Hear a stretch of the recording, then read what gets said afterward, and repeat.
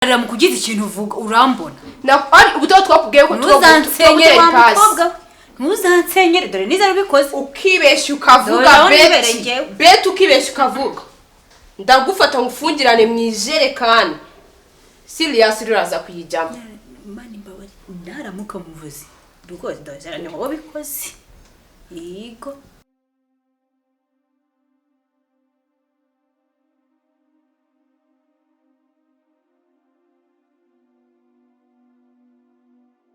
Mashashas ubwo nyine nsigaje gushiramo umunyururu bundi nkazarizamuka aho zashorongi nkari baravara ni ryawe se ni gari nariguze 70.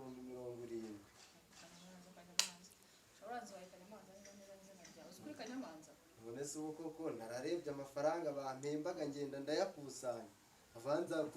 kugiye guhora ngenda nkaja gutega za Nyabugogo ndava wazayakusanya nkagura igare ryo kuzamuka. Iki cyo gikorwa wakoze mu mafaranga ahubwo simpabuja nzaja yo kuko bazandoga nibabona ko nakuzigara kandi kubitekereza nibamuza urashya azagutwara batararoga gase bandoga ubu babwati Kanyamanza yageze mu rundi rwego ego ko mpamvu rero ntabwo ndikujya ntuza ferizo ni nyinshi nshaka kuzigabanyamo kuko ngeze za buranga rya nyiki ngaho za ushaka kandi iparika rero n'abana n'imbere mu byaro so bose azaparika imodoka naho parika igara aho ngaho none sabwo kumva ntari kugenda ndaje mu ciciro cya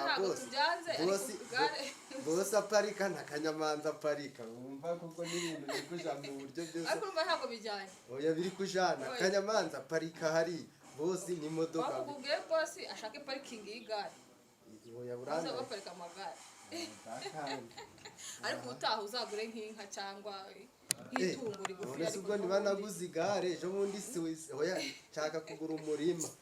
uraseza akajya ukinga aho ngaho tuzaza gasoba kiba urimo wivugisha aho ngaho kugira ngo bigende nuko nta bushobozi mfite no mushiki wa boss ni mwiza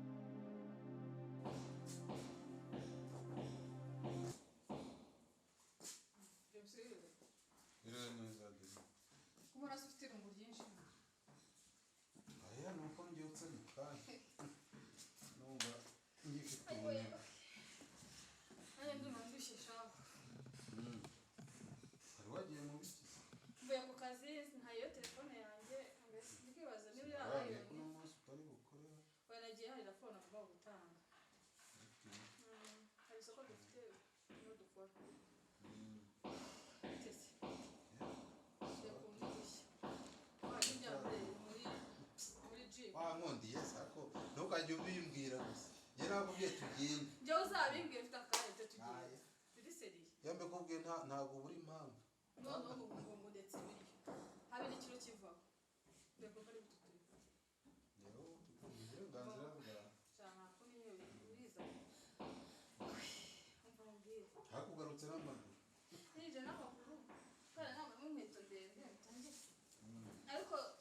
imodoka igeze hejuru haruguru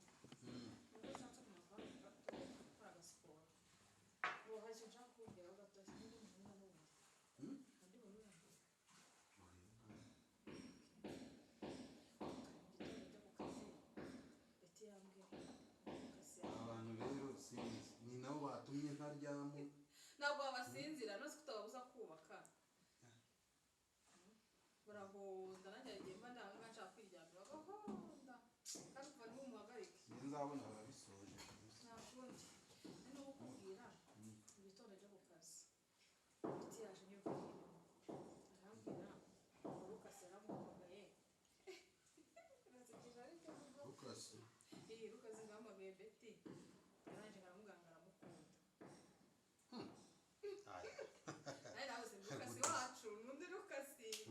Lucas wacu pe arazi Betty ntabwo akunda kubeshya ni Betty wabikubwiye watatuma mpamagara Lucas none nkamubaza gute se ntabwo ajya kubona ngo telefone ngahamagaye ngo yari ari mu natetse ngo noneho ngo yumva muri Lucas none Lucas wese ngo wa wundi waje aha ngaha ngo bwazi ngo umwe amenye yo fanta wasibeti kumufasha isura neza mwego ariko uretse gato Adeline niba nibuka neza nibuka umunsi bwa mbere baza Lucas ari ukuntu yakomeza avugira cyane Betty yanamumenya amazi ntiyisaze ngo ashobora kuba ari umwana mwiza ubwo se narayibonye ntaragavuga yijisho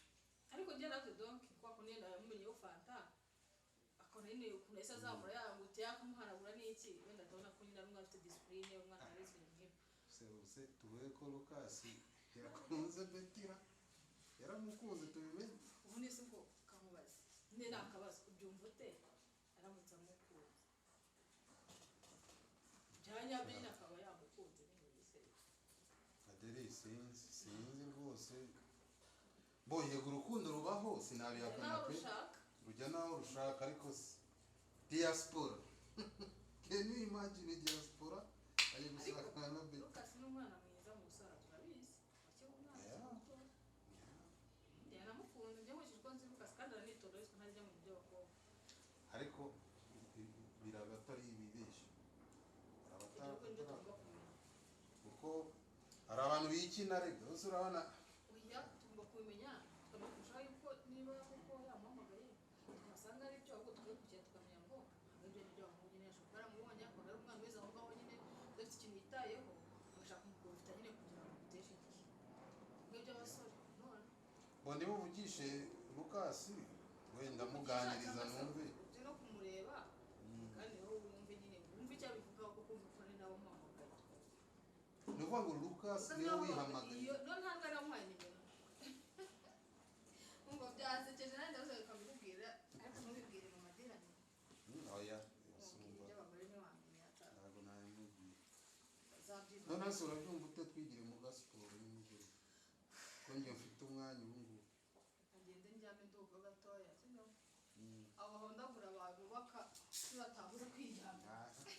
nari mbizi ko utabura impamvu oya nshano ndabishaka pe nshaka kuri aho ibiro 20 beza asigaye asanga muri umugabo ukora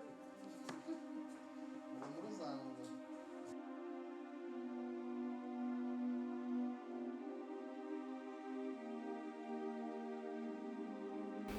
oya Lucas nge bo ntago ndi kubiseka ikindi nanone ntago ndi kubyumva neza Betty umukobwa w'iwanjye James nanjye sinzi niba ari ubusazi yerega ngewe Adeline yarabimbwiye nshaka kumugira umusazi urumva ngo wahamagaye uramuhamagaye mubwira ko wakunze Betty nawe biramucanga yarabimbajije reka ngira ngo yumve ko wenda nanjye naba mbizi tumusoretse Adeline se yabimenye ate abamuhamagaye se naramuhamagaye ariko Adeline se yabimenye gute James ibi bintu bibaze ko uzi ko mushiki wanjye twatandukanye Burundi kubera urukundo rwanjye na Betty ubu yaranyanze niyo mpamvu naje kwibera hano urumva numvishe ngo naho yabagara nimutse none ntiduheruka kuvuga ntabwo mukiri kumwe se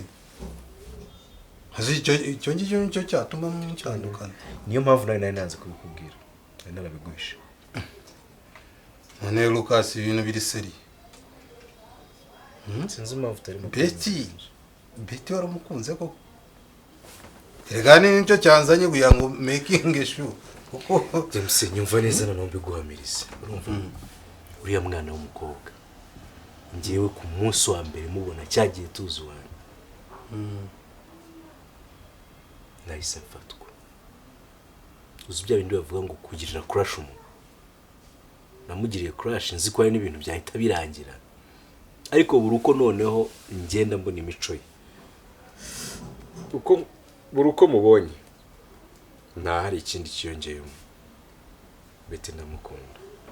kandi urabizi inshuti yanjye ntabwo naguhisha cyangwa Lucas hari impamvu ushaka gushakira Betty ko ntago ndi kubyiyumvisha neza ntago ndi kubyiyumva uramukunda ku buryo wazamushaka mugakora ubukwe cyangwa ni bya bindi by'abasore James ubuse sonse twabanye gake koko ibyo bintu benzo byo kwirukanka mu bakobwa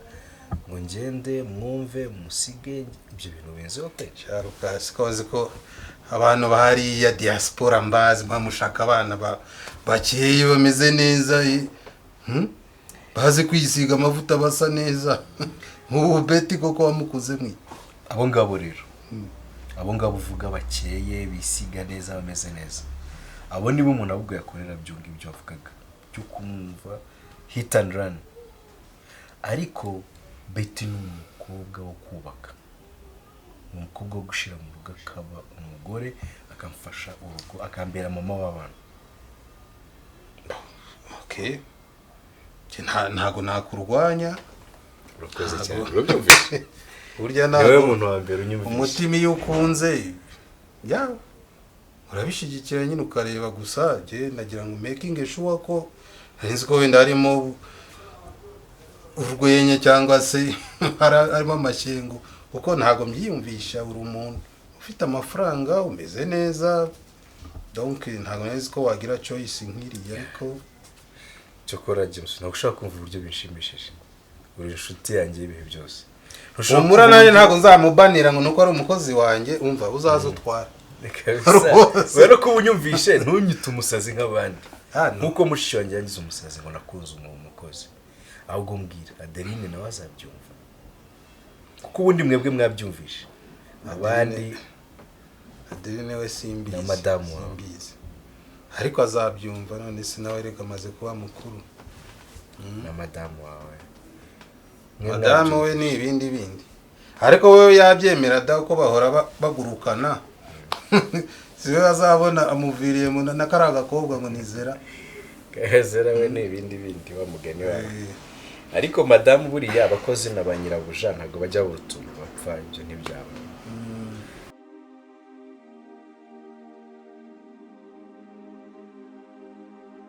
Samazi umusaza ni mwiza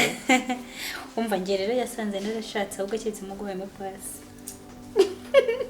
Gese n'injyo ry'imisigazwa wagikunze imisigazwa ni igisaza ni igisigazwa nese urano kuntu kingana ubu cyabanyuzemo nka sa abagore nka sa abakobwa amafaranga menshi cyangwa icyo gabe zemba kiri kukwirukaho gutyo ariko ni gentle brown reka mubona akumva mbire ni kinyana Nigeria kandi bari bafite amafaranga ni ikibazo ngiye mfite kuri Betty nta kintu twakora kugira ngo tuzongera kujya vugana na Lucas wamugani cyane ko nubwo twamumukaho ushobora gusanga wenda na Lucas afite mu ruhare cyane sibyo imenya yuko ni urugero dufashe Betty nkira telefone yiwe tukayimena telefone se go twayimena byagaragara nko kwiyenza umuntu yayijugunya nko muri toilette aho twafata simukadi kubera yuko bakazaburana Lucas akunda kumumugara kuri telefone dufashe simukadi ye tukayijugunya cyangwa tukagira gute Lucas yamubura kandi uramujama nawe ndakunda kugenda urumva igihe yaje fasha angaje kumureba ni gikeya cyane byagabanya communication yabo ako se mwana ubu naramuka kuko James abimenye ko nzabyinza nabo rikabubwira hari rimwe na rimwe njya ngo najya ngo ntago tuba turi kumwe okay nta kibazo si cyubwo twemeje iki garuka hano nyine ase kuri kwivuga gatanya ngaka nako rero umva mbanze ngubwire ku ruhande rumwe jye unyumva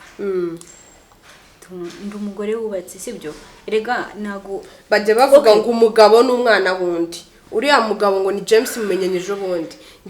ndi murumuna wawe bro twonse ibere rimwe turavukana duje amaraso ubwo uzajya wita kuri uriya nkaho wanyitayeho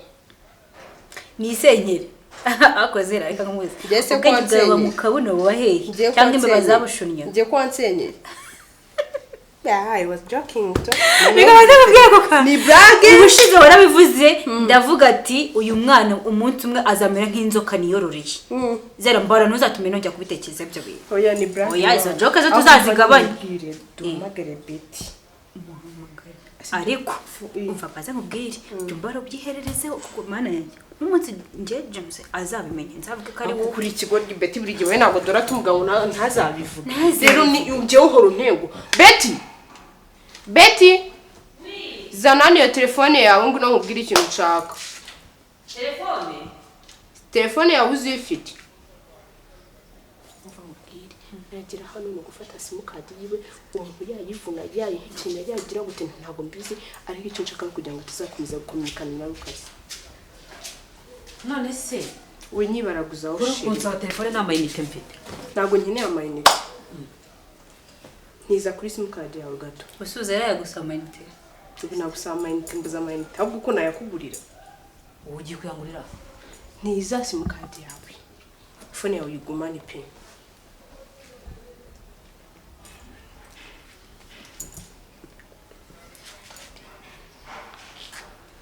kuramo n'ibibazo sundi umuntu uguhe smartphone niwe wakonesha ese ubundi Betty na Adeline wamukubona kutarabona uriya mutipe Lucas kutasigaga inzara ubu washyuharaje zana hano cyangwa bagiye ubundi wa mugane ejo yari yagiye amafaranga yakuye he yo gusiga inzara mva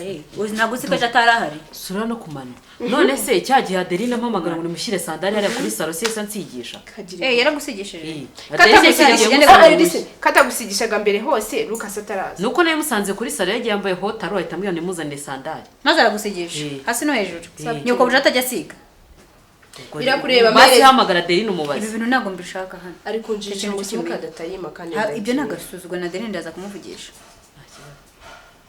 simukadi put here shyira mu biganza byanjye neza Betty fatuje mu biganza byanjye neza nukajya unansuzugura hano kuri umpereza ngenda amabyi winena ku buryo utashyira mu biganza simukadi yawe simukadi ituma abantu benshi baraguhamagara ntugikora akazi neza tujye kuba tubikurikiye niko nawe urateka ugashiririza imyenda yanjye urayipfubya wagira ngo sinzi ikintu dusigaye dupfa kubera kwirirwa kuri telefone so niba ari TikTok maho ngaho iriho ujye wireba video ibiki uje nakuvugisha abantu bo muri Nyaruguru bazajya bambona gute ujye ufata nimero yabo utira Adeline telefone cyangwa utira Adeline ikibazo bajye bampamagara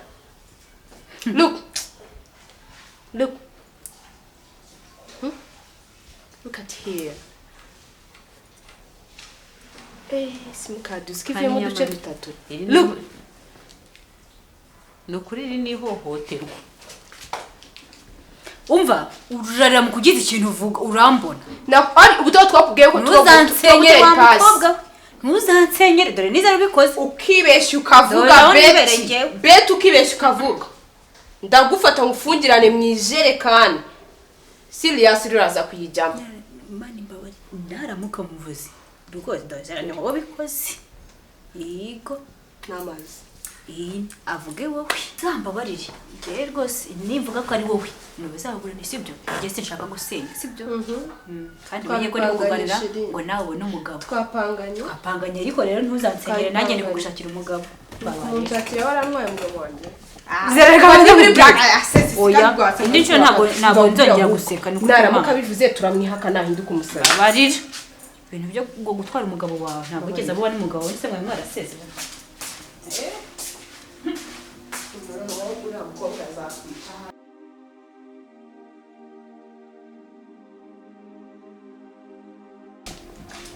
umwana abantu bo muri runo rugo imana izabamanisha useze mukandi yanjye bayishyura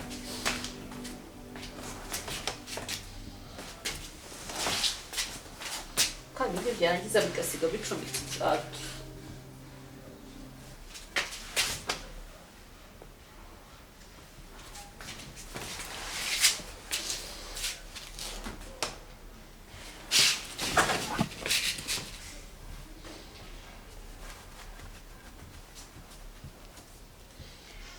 reba n'ukuri iwacu ntabwo bazongera kumbona ngo kubera nzera reba akantu nsigaranye nsi ubundi uwazasezera nkava muri runo rugo koko ubu ngiye kubaho navugana n'iwacu ngo kubera ko zera ngo ariko abishaka n'uriya mukwe ariko mana nujya kubampanira uzongera ugisaze gihinduke ikisaze nanone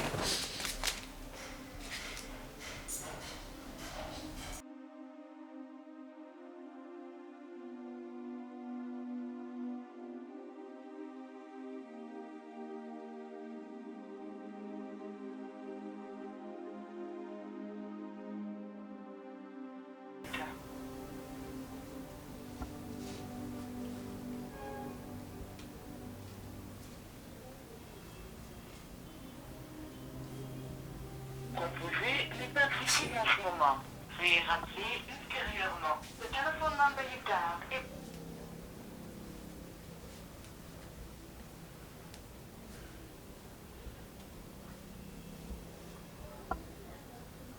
Maintenant, on va vérifier que je m'en Composé n'est pas accessible en ce moment. Veuillez rappeler ultérieurement.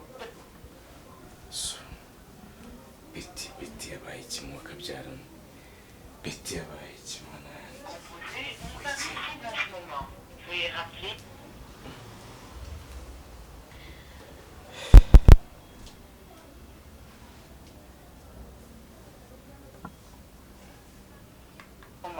Veuillez rappeler ultérieurement. Uyu mwana w'umukobwa yabaye iki? Kuki telefone itariho?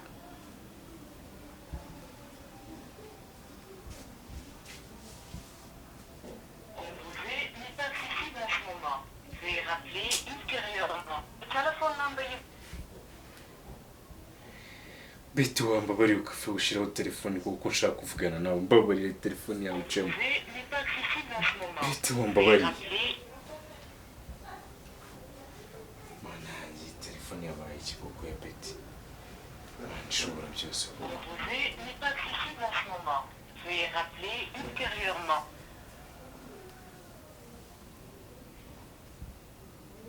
Se